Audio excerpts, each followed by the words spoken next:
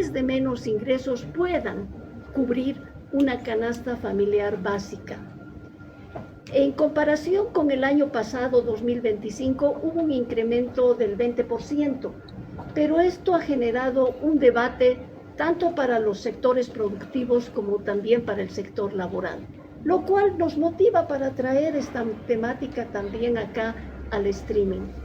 Y desde el punto de vista laboral, en realidad se dan interrogantes. ¿Qué ocurre con el costo de vida? Si el salario mínimo es inferior y no puede cubrir esas necesidades básicas de un trabajador, obviamente que pierde ese ingreso el valor adquisitivo. ¿Qué ocurre con el empleo? Que es una otra interrogante. Se incrementa la precarización laboral, la informalidad, ¿no? ¿Y qué ocurre con las pequeñas y medianas empresas? Las pequeñas y medianas empresas, en realidad, hay una doble presión. Tienen la necesidad de pagar el salario digno y, por otro lado, su costo laboral se eleva, su rentabilidad baja. Entonces, como consecuencia, podemos tener la reducción de sus operaciones, la reducción de las contrataciones, es decir, que también aumenta la informalidad laboral. ¿Qué opinas tú, Mauricio, al respecto? Bueno, un gran saludo a todos que estamos en este segundo episodio de Perspectiva Social, Praxis y Realidad. Entre el trabajo y la vida, ¿qué hay? Está la familia. Y cuando hablamos de la familia, hablamos de que debemos subsistir o debemos vivir. Entonces, el ser humano en el transcurso del tiempo ha puesto tantas denominaciones que puede ser salario, sueldo, remuneración, retribución, pero en realidad todos estos términos alcanzan para que una familia pueda subsistir o pueda vivir dignamente. Entonces, Nancy, ¿tú qué opinas sobre lo que establece entre el trabajo y la vida? Bien, ese salario mínimo que, como su nombre lo indica, es básico, pues evidentemente con eso no se va a sustentar a la familia. Ese es precisamente el motivo para que hoy en día los dos cónyuges se dediquen al trabajo. Más bien yo voy a entrar a una pregunta que es bastante importante. Mientras ellos trabajan, ¿cómo, dónde, quién asume el cuidado de los hijos? ¿Y cuál va a ser el resultado? ¿Cuál es el costo? Yo me voy a ir al costo de la mujer, exclusivamente. Y voy a ir al momento en el que dice, sí, acepto. El momento en el que dice, sí, acepto, pues está realizando una carga más. Se va a aumentar a su laboreo por lo menos 7 horas de trabajo doméstico en la semana. En cambio, el varón que dijo, sí, acepto, se va a sumar aproximadamente 3 horas de descanso de aquellos que utilizaba cuando vivía solo. Entonces, desde acá vemos, ¿ese ingreso solo va a afectar a la familia? Sí, ahí está también la mujer, pero además le va a afectar en la salud por esa doble función que realiza. El trabajo remunerado y el trabajo de cuidado. Entonces, Mauricio, ¿un salario mínimo puede sostener a la familia?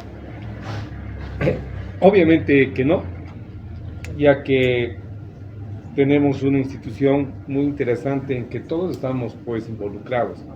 Es el tema de la asistencia familiar, y la asistencia familiar se trasunta en la ley de familia, de que se debe otorgar mínimo hasta el 20% de este salario. Por tanto, sea varón o sea mujer, esta familia, cuando tenemos algún problema de divorcio, separación o al final el alejamiento de cualquiera de los progenitores, ¿qué sucede?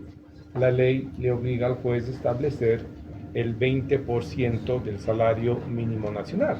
Entonces, es tan insuficiente porque la asistencia familiar debe prever alimentación, vivienda, techo, recreación y todo un conjunto de alimentos en los cuales va a desarrollarse esa familia.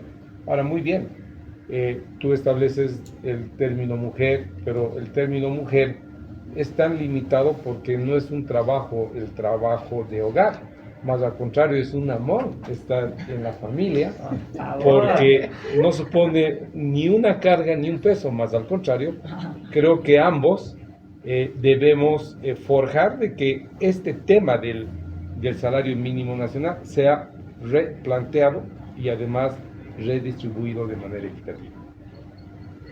Ahora bien, Tatiana, yo te hago una pregunta muy interesante que va a vincular todo lo que estamos hablando porque la gente quiere saber cuál es la responsabilidad que tienen los empleadores frente al bienestar y la conciliación entre trabajo y vida familiar. Buena la pregunta. Alexa, en realidad, a ver, yo resumiría esta responsabilidad en responsabilidades concretas. La responsabilidad del empleador está también en prevenir los riesgos en el bienestar o del bienestar. Es decir, garantizar que el trabajo sea saludable, sea seguro, sea respetuoso y que además que incluya lo que es la salud mental, el acoso y la violencia laboral. También tiene que existir lo que es la conciliación en realidad con el empleador. Si bien el empleador tiene a su cargo, bajo su responsabilidad, la organización del trabajo, pues se debe evitar que el empleo, el trabajo, sea incompatible con la responsabilidad familiar. Más allí debería haber una conciliación en lo que respecta flexible, tal vez en horarios flexibles, en licencias, permisos, trabajos remotos que permitan y respeten, digamos, al trabajador en todos sus derechos y por supuesto, esto se da mucho más en el cuidado familiar cuando uno tiene una persona a cuidar, un adulto mayor, un discapacitado en realidad. Entonces, esa responsabilidad también tiene que ir, si bien no es responsabilidad la vida familiar del empleador, pero sí es su responsabilidad el organizar el establecimiento laboral, la organización laboral, la misma que debería estar compatible con una vida digna, con salud, con responsabilidad familiar. No sé si Alexa me corrigió bien. Bueno, Nancy, a ver, yo te lanzo otra pregunta porque es muy interesante lo que se está conversando. Si una familia depende de un trabajador que gana 3.300 bolivianos, ¿qué sucede cuando ese trabajador enferma, queda incapacitado, no cuenta con vivienda o llega a la vejez? O como te diría, ¿qué pasa si el varón muere? Ya, a ver, primero quiero responderte a la anterior intervención tuya. El trabajo de cuidado es el trabajo con el que ahora se está poniendo fuerte el sistema de seguridad social para que sea protegido. O sea que lo que dijiste no va por ahí. No. Bueno, ahora vamos a la respuesta.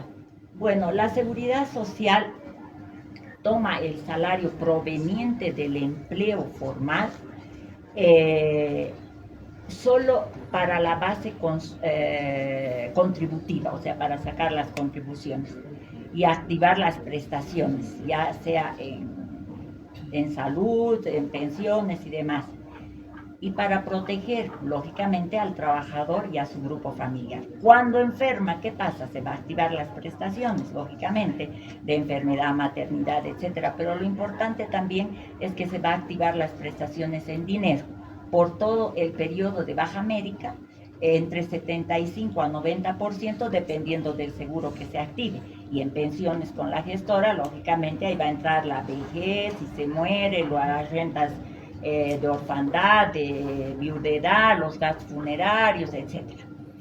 Pero, pues, cuando hablamos de salario mínimo si eso va a determinar la sostenibilidad de la seguridad social, pues para nuestro caso es diferente.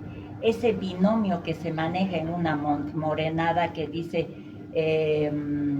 cuánto tienes, cuánto vales, en seguridad social no tiene ningún efecto, porque esto para las prestaciones en especie no importa con cuánto estás financiando para tener la misma prestación, porque se activa el principio de solidaridad, se va a activar el principio de equidad, de igualdad y sobre todo la ley de los grandes números. Entonces no, el tema para el financiamiento solamente y para el cálculo de las prestaciones económicas sí va a tener su impacto.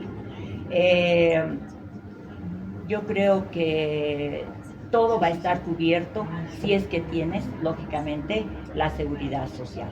¿Qué les parece si vemos el chat? Está bien, vamos. ¿Sí? A ver, hay algunas preguntas que están en el chat. Lanzo esta. Fíjense.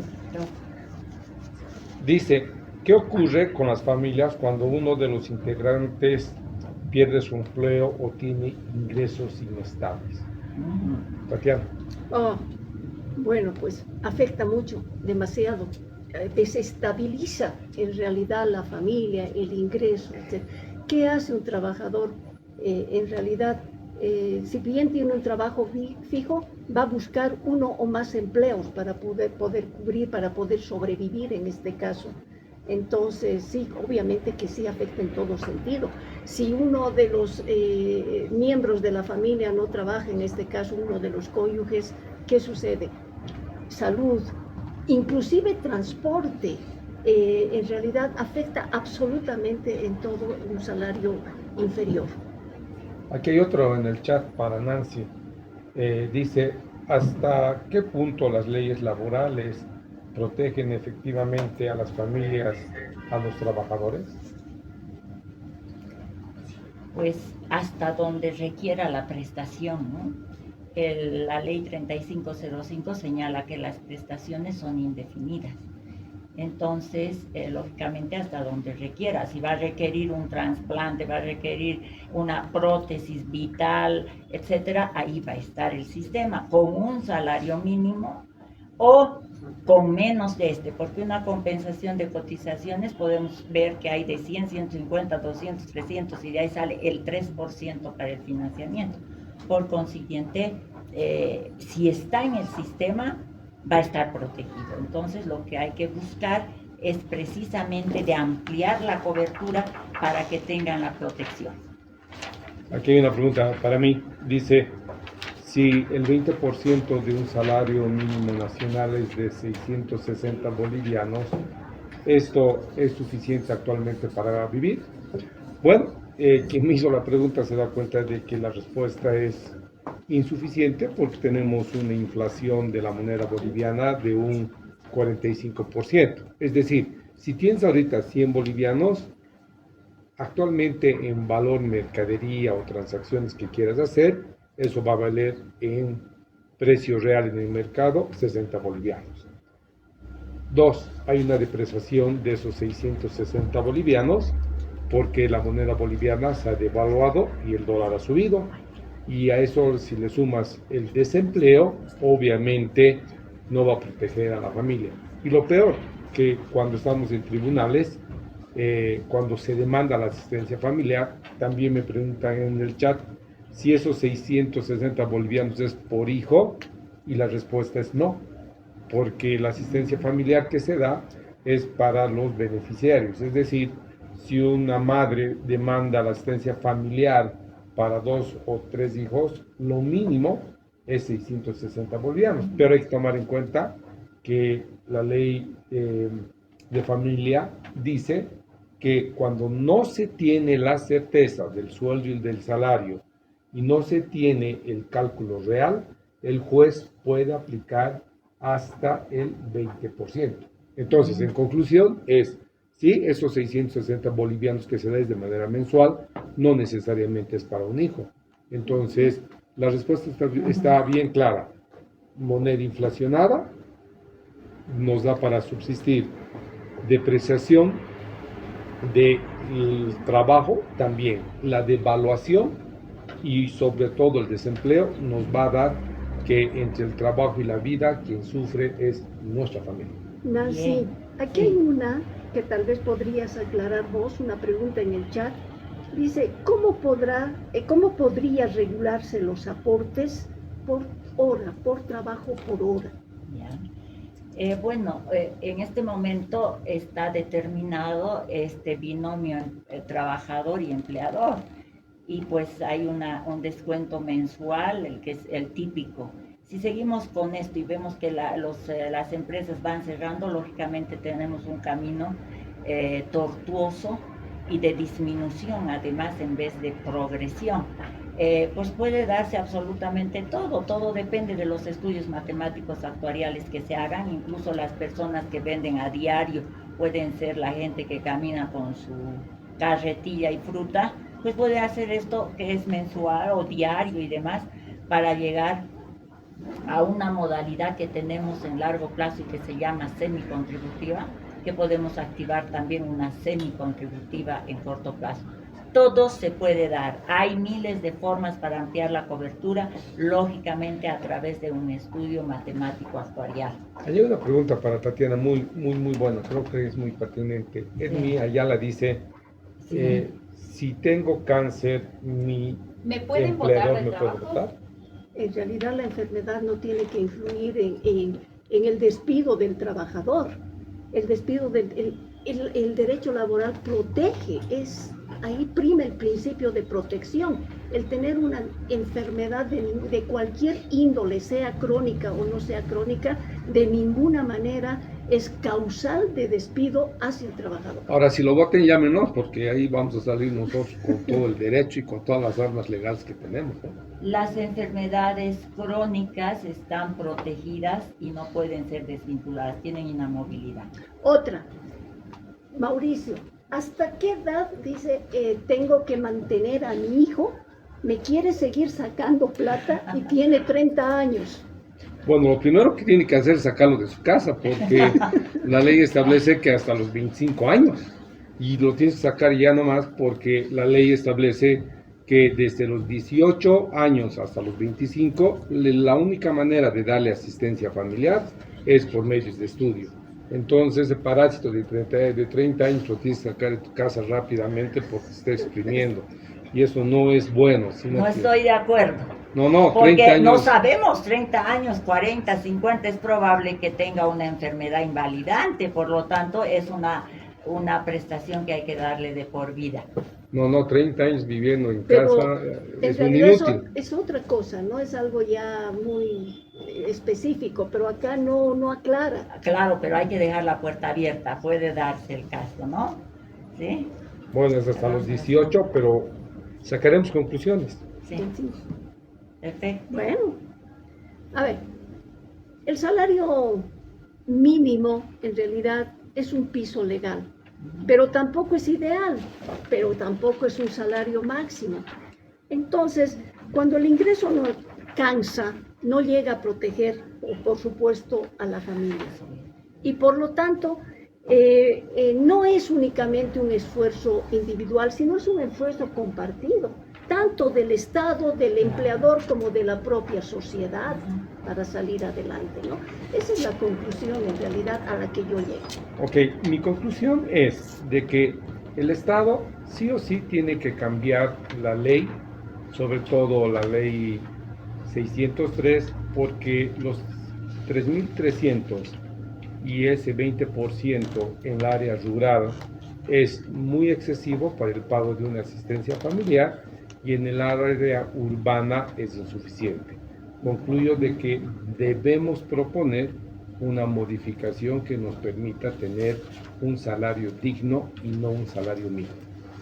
Bien, pues hoy no solo hemos abordado el salario mínimo que establece un piso jurídico, hemos discutido qué significa realmente vivir, trabajar y estar protegido. Con 3.300 como total ganado y como líquido pagable menos de 3.300, pues lógicamente no podemos decir que esto es lo correcto. Pero sin embargo, nosotros concluimos que siendo un piso jurídico, lo que se tiene que hacer es tener empleo digno, formalización de todo el sector informal, conciliación laboral y familiar para compartir las cargas y protección social. Okay. En sí, un salario digno y no mendigno.